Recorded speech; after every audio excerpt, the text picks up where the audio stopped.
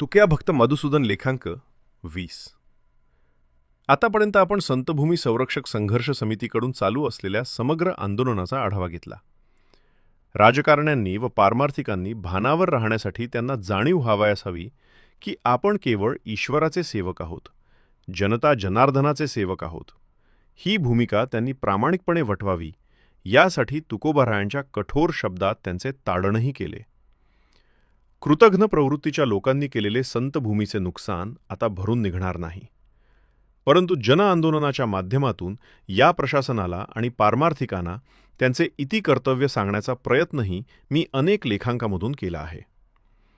या राजकारण्यांचे व परमार्थिकांचे चालू असलेले उद्योग समाजापुढे उघडे पाडल्याशिवाय, ते सांगितल्याशिवाय ते सर्वांना कळणार नाहीत. तुकया भक्त मधुसूदन महाराजांचे प्रबोधन सर्व महाराष्ट्रात चालूच आहे. पुढील आंदोलनाची दिशा कशी असू शकते, याचे भान आता खऱ्या अर्थाने जनता जनार्दनाला आले असेलच. आतापर्यंत संतभूमी संरक्षणासाठी आंदोलनातील संविधानिक, भावनिक मागण्या या संदर्भातही विचार झाला आहे. मधुसूदन महाराजांनी हे संतभूमीचे आंदोलन यशस्वी करण्यासाठी माय बापाहुनी बहुमायावंत करू घातपात शत्रुहुनी या तुकोबांच्या भूमिकेवर आरूढ होऊन ज्या क्रांतिकारी विद्रोही भूमिका साकार केल्या, त्यातील काही महत्त्वाच्या भूमिका आपल्या सर्वांसमोर सादर करणं मला यथोचित वाटतं.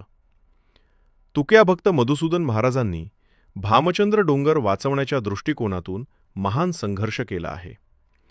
या महाराष्ट्रात तुकोबांची तपोभूमी, साक्षात्कार भूमी हे सदृश्यपणे, अबाधितपणे ठेवण्याचे महान कार्य केले. आजही भामचंद्र परिसरातील लोक गर्वानं सांगतील की आज जो भामचंद्र पर्वत दिसतो, तो मधुसूदन महाराजांच्या संघर्षामुळे.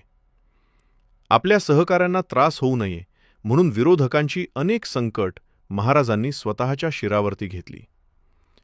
सन 2010 मध्ये जिल्हाधिकारी कार्यालयात एक आगळी वेगळी क्रांतिकारी भूमिका घेतल्यामुळेच शासनाच्या पुरातत्व व सांस्कृतिक विभागास तुकोबारायांचे क्षेत्र भंडारा व भामचंद्र या दोन्ही पर्वतास संपूर्णपणे पायथ्यापर्यंत राज्य संरक्षित स्मारक म्हणून घोषित करण्यास भाग पडले. तत्पूर्वी तपोमूर्ती तुकयाभक्त मधुसूदन महाराज यांनी आपल्या असंख्य वारकऱ्यांना बरोबर घेऊन भंडारा व भामचंद्र डोंगराच्या मध्यवर्ती शिंदे गावात शासनाने आणलेल्या युनियन कार्बाइड या विध्वंसक डाऊ कंपनीला तडीपार करून वारकरी धर्माचे अतीव श्रद्धास्थान जगद्गुरू तुकोबाराय यांची भामचंद्र व भंडारा ही साधनाभूमी सुरक्षित ठेवली. त्यांचे हे महान कार्य आपण समजून घ्यायला हवे.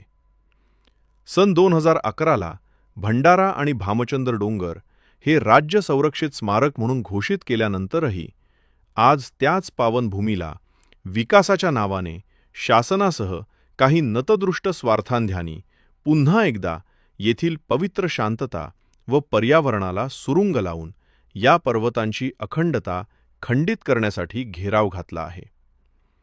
त्यामुळे भामचंद्रासाठी पुन्हा एकदा संघर्षाच्या वाटेवर आपल्याला एकत्र यावं लागत आहे.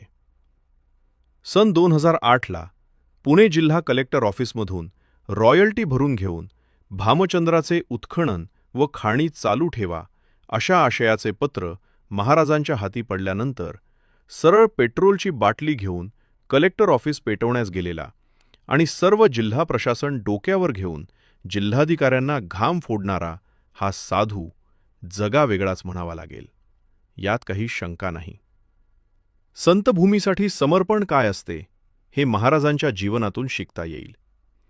अशा प्रकारे महाराजांच्या जीवनातील धाडसी आश्चर्यकारक घटना ध्यानात घेता प्रामुख्याने आपणा सर्वांस मी विनंती करेन की संतभूमी रक्षणार्थ आपल्या जीवनाचा थोडा तरी त्याग करावा. इति संकलन व लेखन विजय दणाणे.